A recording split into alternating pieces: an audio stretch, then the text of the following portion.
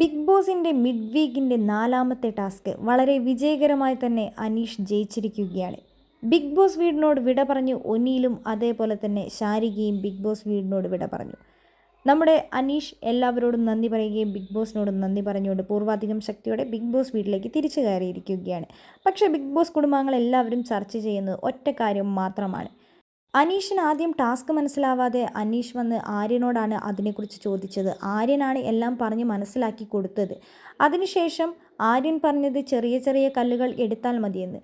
ഏറ്റവും അടുത്തുള്ള ഫോക്കസ് ആയിട്ടുള്ള ഏരിയയിലിട്ട് ഓടുക, അവിടുത്തെ കല്ലുകൾ എടുത്തുകൊണ്ട് വരിക എന്നാണ് ആര്യൻ പറഞ്ഞു കൊടുത്തത്. ചെറിയ കല്ലുകൾ വേഗം വേഗം എടുത്തുകൊണ്ട് വരാനാണ് ആര്യൻ പറഞ്ഞത്.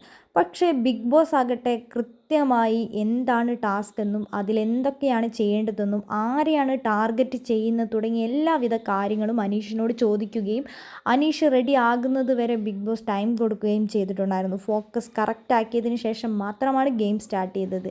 ബിഗ് ബോസ് വീട്ടിലെ അനീഷ് എന്ന് പറയുന്നത് ഒരു മെറ്റീരിയൽ ആണെന്ന് ബി കുടുംബാംഗങ്ങൾ പലരും മനസ്സിലാക്കാൻ തുടങ്ങി. അക്ബർ അത് പറയുകയും ചെയ്തു. ഒരുപക്ഷെ അനീഷാണ് പുറത്ത് നായകനെങ്കിൽ ഞാനായിരിക്കും ഈ ബിഗ് ബോസ് വീട്ടിലെ വില്ലൻ. അഭിലാഷ്, നവീൻ, ഷാനവാസ് തുടങ്ങിയവരുടെ സംസാരത്തിൽ അത് വ്യക്തമാവുകയും ചെയ്തു. നവീൻ കറക്റ്റായി ചോദിച്ചു, നിങ്ങൾക്കിതൊന്നും മനസ്സിലായില്ലേ? ബിഗ് ബോസ് ഹിൻഡ് കൊടുത്തപ്പോൾ തന്നെ അവൻ ബിഗ് ബോസിൻ്റെ മെറ്റീരിയൽ നിങ്ങൾക്കാർക്കും മനസ്സിലായില്ലേ? നിങ്ങൾക്ക് ബുദ്ധിയൊന്നുമില്ലേ എന്ന് നവീൻ ചോദിക്കുന്നുണ്ട്. അങ്ങനെ എല്ലാവരും ഇപ്പോൾ ഡൗട്ട് അടിച്ചിരിക്കുകയാണ്. പുറത്ത് നല്ല ഫാൻ ബേസ് ഉണ്ട് അനീഷിന് എന്നാണ് പറയുന്നത്.